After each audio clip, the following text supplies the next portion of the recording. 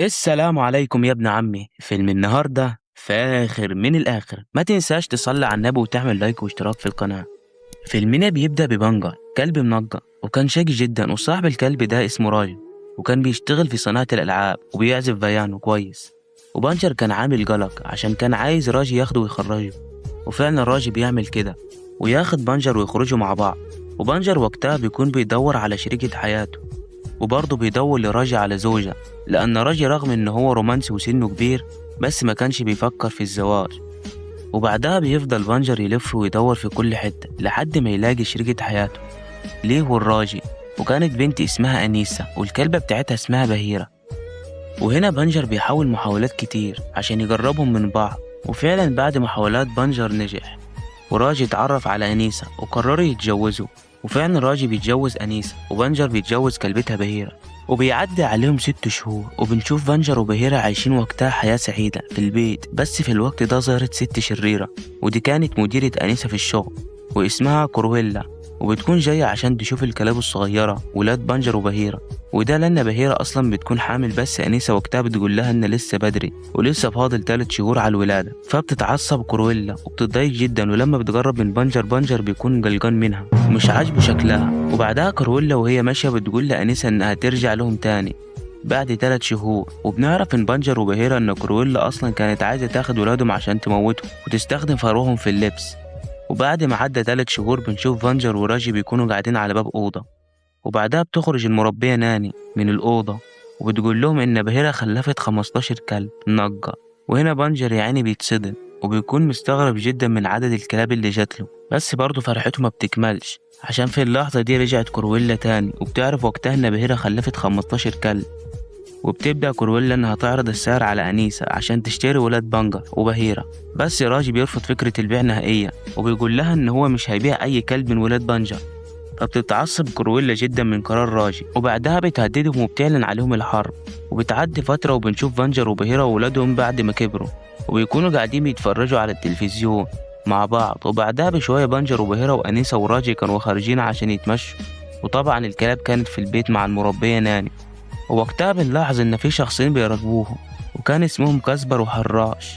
ولما اتأكدوا إن أنيسة وراجي مشيوا بعيد عن البيت بيروحوا يخبطوا على ناني وبتفتح لهم المربية، بس وقالوا لها إن هما من شركة الكهرباء. فعلى طول بتعترض ناني وما بترضاش تدخلهم. وهنا بيزجوا الباب وبيخشوا بالعافية، وبعدها بيحبسوا ناني في الأوضة وبيخشوا يسرقوا كل ولاد بنجر وبهيرة.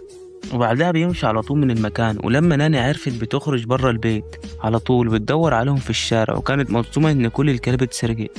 وبعدها بينتشر الخبر في جرايد لندن بأن 15 كلب منقط اتسرقوا.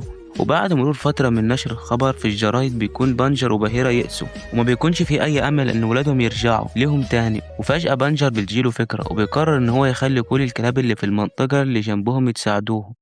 وفعلا بيهوهو وبيسمع المدينة كلها وبينتشر الخبر بين الحيوانات لندن كلها. ووقتها الزعيم والقبطان بيعرفوا الخبر، وبيعرف إن في 15 كلب مفقودين في لندن. ووقتها فضلوا يدوروا كتير لحد ما شافوا دخان طالع من بيت قديم ومهجور. فبيروح القبطان والزعيم ناحية البيت عشان يشوفوا ايه سبب الدخان اللي بيطلع منه.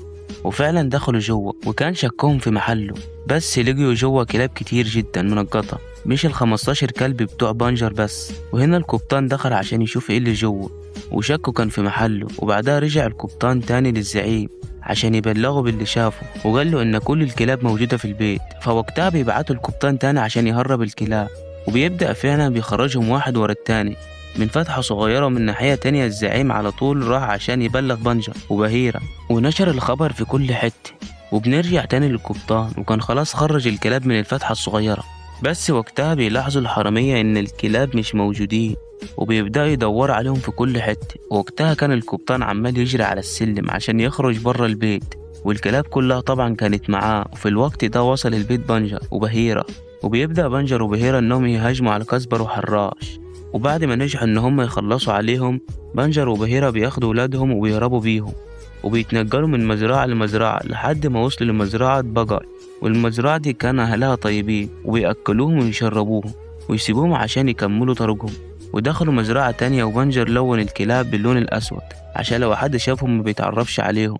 ومن ناحية تانية كورويلا عرفت اللي حصل عشان كورويلا أصلا كانت مشغلة كاسبر وحراش، وبدأوا بعدها يدوروا على الكلاب عشان يرجعوهم. ومن ناحية تانية كان بيحاول بانجر على قد ما يقدر إنه يخفي آثار الكلاب الصغيرة، وبعدها قسم الكلاب لمجموعات وكان بينقلهم للعربية عشان ياخدهم ويروح لندن.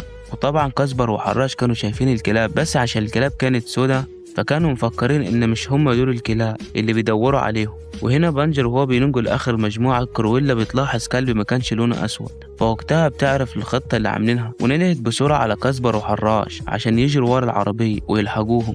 وفعلا جريوا ورا العربية بتاعتهم وحاولت إن هي توقع العربية من فوق الجبل، ولكن كرويلا كانت غبية وهي اللي بتقع من فوق الجبل، بس الحادثة ما أثرتش فيها وقامت ورجعت تاني عشان تكمل. بس بعدها بشوية بتخبط تاني في العصابة بتاعتها، والخبطة المرة دي كانت كبيرة وبيوقعوا كلهم في التلج. وبكده قدر بانجر وبهيرة إن هما يهربوا من كرويلا وأخيرا بيوصلوا لندن. ومن ناحية تانية كان راجي وأنيسة في البيت زعلانين جدا على كلابهم اللي فقدوها، بس وقتها بيخش عليهم بانجر وبيكون معاه ولاده والكلاب التانيين. وراجي وأنيسة لما شافوهم فرحوا جدا، بس بعدها بشوية راجي بينصدم بعدد الكلاب اللي موجودة عنده في البيت، وبيقعد هو ونانو وأنيسة يعدوا في الكلاب وبيطلع عددهم 101 كلب.